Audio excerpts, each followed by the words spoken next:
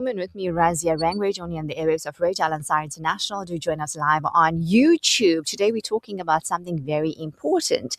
Now, as parents, our natural instinct is to protect our children from pain, disappointment, and failure. Whether it's stepping in after poor test results, solving a friendship conflict, or making life a little easier, we often do it out of love, but constantly rescuing our children, it could actually hold them back. And to talk to us about how allowing your child to struggle fosters the gift of self-belief, we are joined now on the line as well as on our screens by our special guest, parent-child relationship coach. We have Gail Friend joining us. Good morning, Gail, and welcome to Urban Women on Radio Al-Ansar. Hi, Razia. It's lovely to be here. It's such an awesome topic.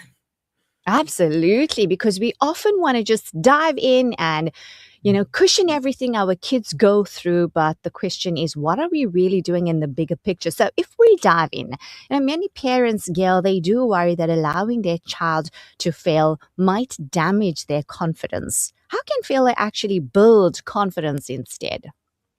Yes, failure can really build confidence. I think our children need to learn to fail, but the key is for parents to understand how to facilitate them children through failure, because it's so often parents think that, am I allowing them to fail or am I rescuing them? But it's actually allowing them to fail and knowing how to develop them through the failure, because failure can cause a lack of confidence as much as it can cause confidence. We want to learn to teach our children that they can go, if I'm failing, I don't like this, what can I do about it? So it's the conversation that facilitates the failure that determines their self-belief and confidence.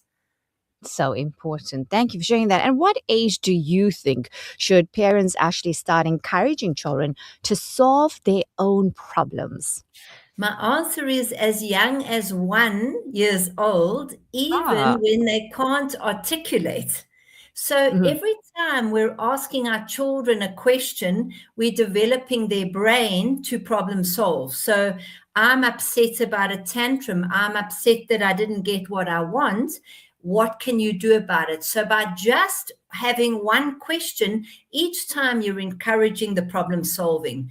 You want to facilitate your child to learn that they can work it out for themselves. And by asking them questions, you can do that. It's so important because we're not going to be there all the time. We're not going to be around them all the time. So it's important that we support and structure that. So as young as one, moms, dads, you're listening to that. Now, Gail, overparenting often comes from the parent's own emotional needs. Can you explain what that looks like in everyday family life? So I think that in every situation, there's always a parent's need and there's something you need to develop in your child. And a parent's need is exactly what you said earlier. We want our children to be happy. We don't want them to experience pain. So those are the things that will always exist. And you want to learn to allow both. So I always say to parents to look at going, we don't need to make our need wrong that we don't want them to experience pain. We need to acknowledge it. And then we need to go, what do we want our children to learn in that moment? And when we've got both there, we can then go, how do we meet our need and teach our children through this experience, which is, again, the hybrid of both, where we're always discerning when we're protecting, when we are helping, but it's how we do it so that both exist at the same time. Fantastic. And do you think modern parenting has become more protective than previous generations? And if you think so, then what do you think has actually contributed to the shift?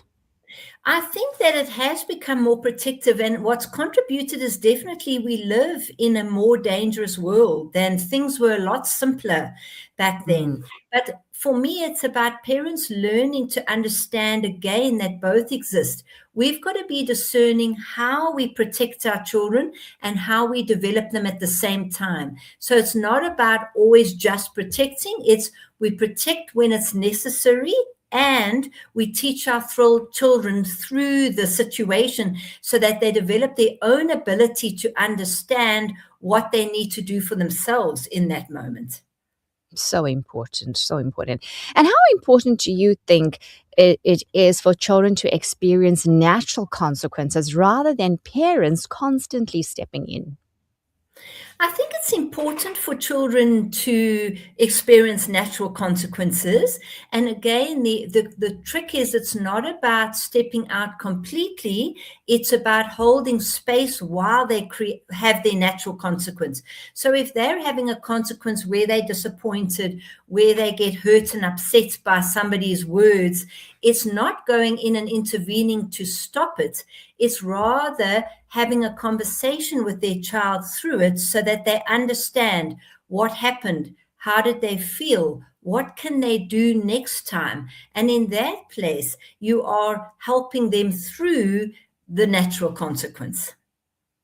Indeed, absolutely. And Gail, the truth is that our own childhood experiences actually shape how we parent. So how can parents recognize when it's their own fears that are influencing the decisions they make for their children? The key here is to actually know that that'll be there all the time. And it's to actually give a pause. So often we move into wanting to give advice, wanting to help our children, and that comes from a good place. So my answer is to pause and ask yourself the question, what is my need here? How is my need? Often you'll find an example will be if you have in childhood where you had a lot of conflict and you want to avoid conflict.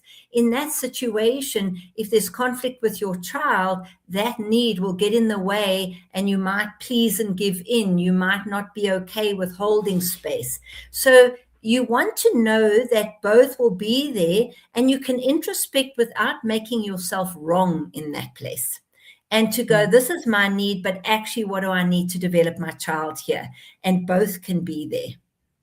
Fantastic. So remember, pause. I think we don't allow ourselves to pause enough and to assess and to go within and ask. That's a very important question. What is my need?